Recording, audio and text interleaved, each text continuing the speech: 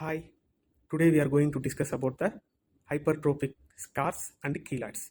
Before knowing about the hypertrophic scars and keloids, we must know about scar tissue. What is the composition of a scar tissue? The composition of a scar tissue is collagen, macrophages, granulocytes, fibronectin, fibroblasts. Okay, this is the composition of the scar tissue. Okay, now we know the composition of the scar tissue. Now we have to know where a scar tissue must present. A scar tissue will be present at the site of wound. Okay, scar tissue forms as a result of wound healing process. Okay, so now scar tissue will be found at the wound site. Now, what is the similarity between keloid and hypertrophic scars? Means both are scar tissue, same, but the only difference between them is the scar tissue which lies within the boundary of the wound site is called hypertrophic scar, whereas the scar tissue which extends beyond the boundary of the wound site is called keloid.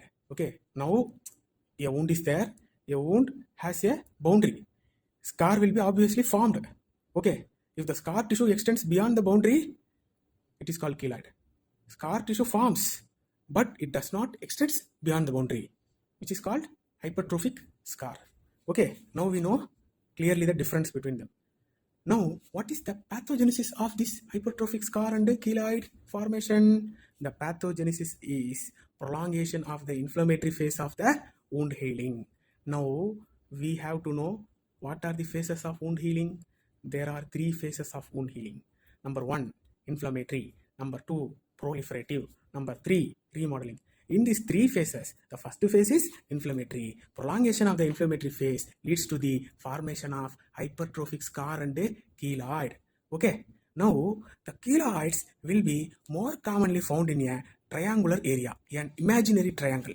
Now, I said triangle.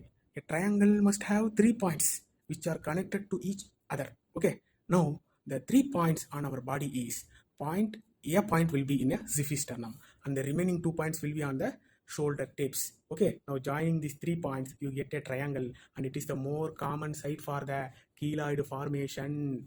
Okay, now coming to the treatment is excision and steroid injection at the site. Okay, and intralesional corticosteroid injections are also very useful.